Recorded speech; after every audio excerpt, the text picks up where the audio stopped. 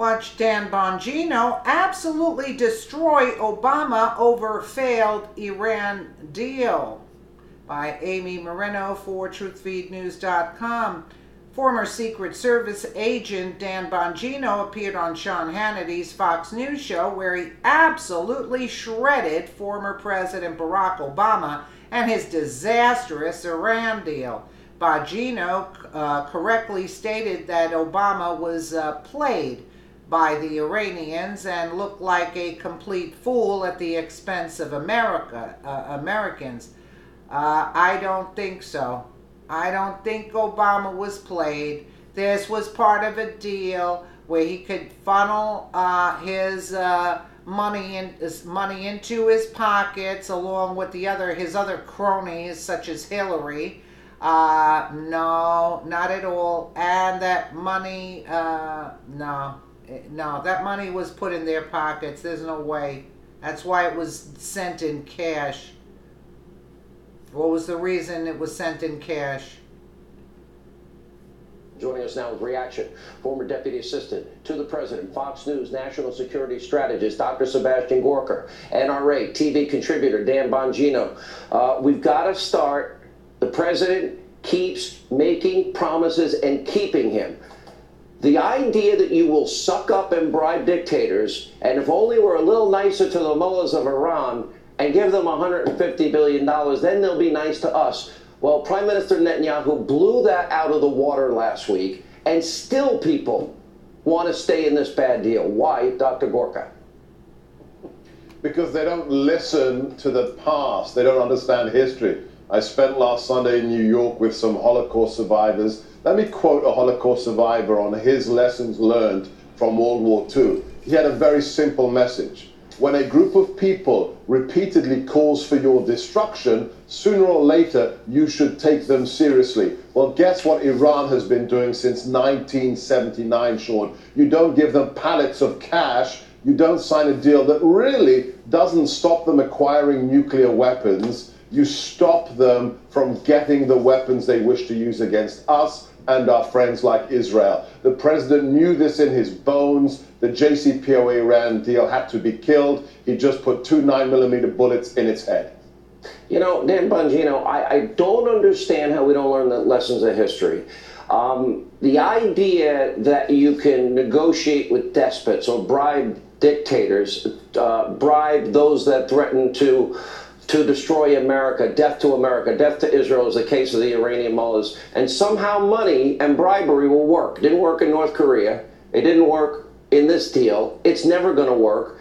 And I think the only reason that Kim Jong-un is now willing to talk is because the show of military force, the president's good relationship with China, and the fact that Kim Jong-un knew he was going to lose everything.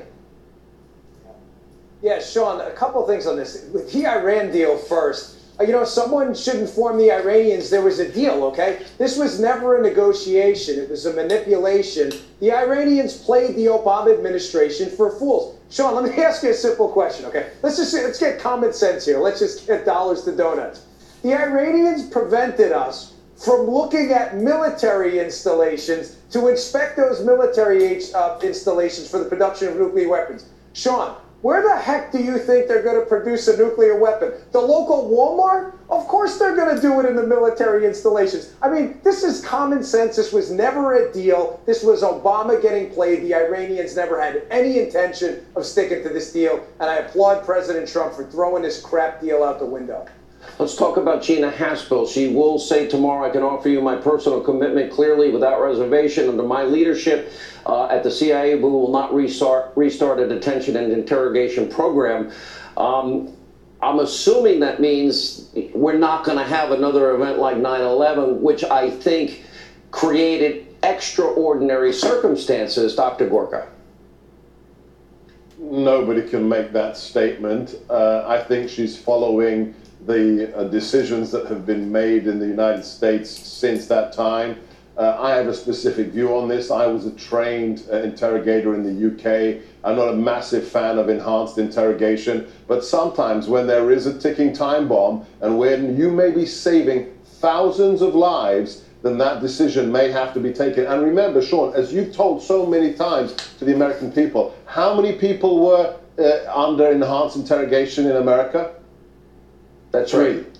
That's Three. We're not talking about, this isn't some kind of labor camp where we're just willy-nilly using this. The worst of the worst were compelled to give up information that saved lives. That's the end of the story. Last word, Dan Bongino. Yeah, I agree with Sebastian. I'm not a huge fan of enhanced interrogation, Sean. The problem is getting a precise definition. Some of the definitions the left wanted out there, standing for a long period of time, sleep deprivation, that sounds like a long day in the Secret Service where I used to work. So, you know, liberals, give us all a break and let's define exactly what we're talking about. All right. Thank you both. That was very good. That was very good. But again, this deal, don't tell me that Obama was stupid. No. I mean, he is stupid, but not to that extent. No. The money was going to places that Obama didn't want everybody knowing about. Let me know what you guys think in the comments below. And again, thank you so much for watching.